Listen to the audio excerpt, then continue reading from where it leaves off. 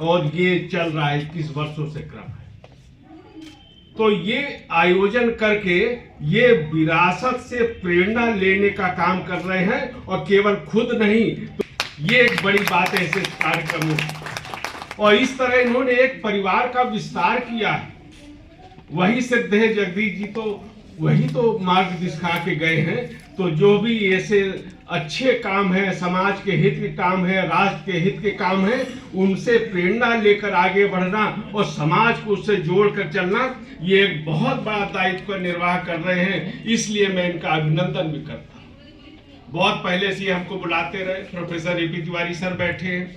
आज हम लोग विज्ञान कॉलेज में थे, विज्ञान जी की जन्म जयंती होती, स्थापना दिवस होता था, तो कई बार इस तरह के कार्यक्रमों में नहीं मैं आ पाता था। आज मुझे इसका अवसर मिला है। अभी शरद कह रहे थे कि यहाँ जो लोग बैठे हैं फूल के साथ खुशबू भी आती है।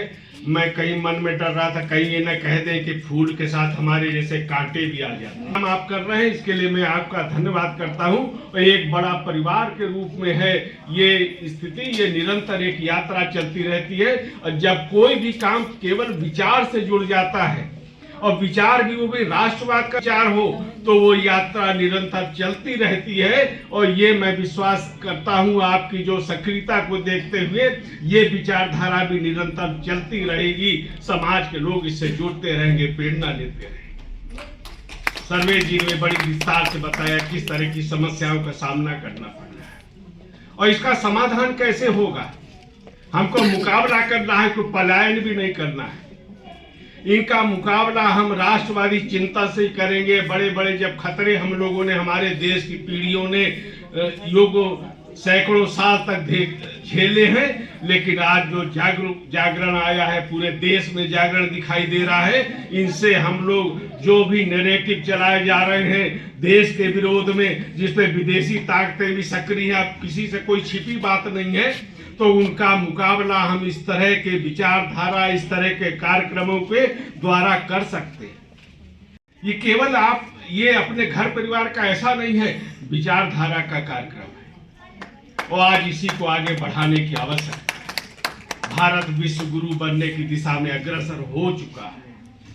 हमारे गौरवशाली अनेक कार्य हैं जो संपन्न हो रहे हैं। दुनिया हमको आई तरफ देख रही है।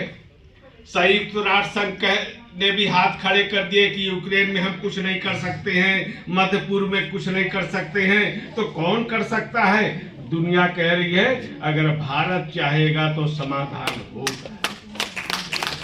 आज ये जागरूकता का परिणाम है जो पूरे समाज में जागरण हो रहा है। ये कार्यक्रम उसी का एक हिस्सा है और एक संकल्प लेने का भी अवसर है। जो संकल्प हम लोगों को लेना है क्या कि जैसे समरसता का भाव हो।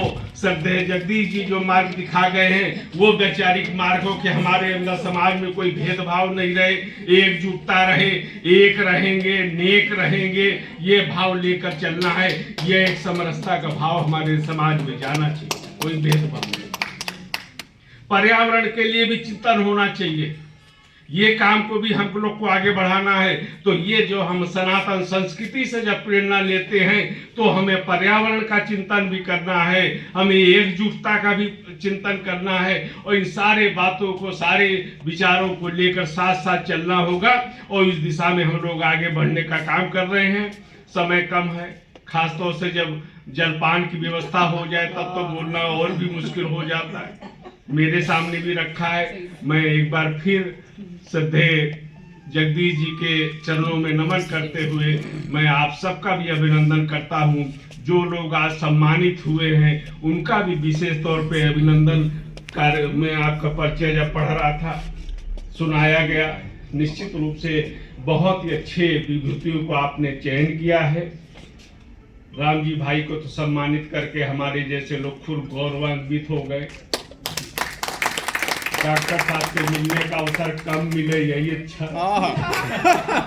आप सबका बहुत बहुत धन्यवाद।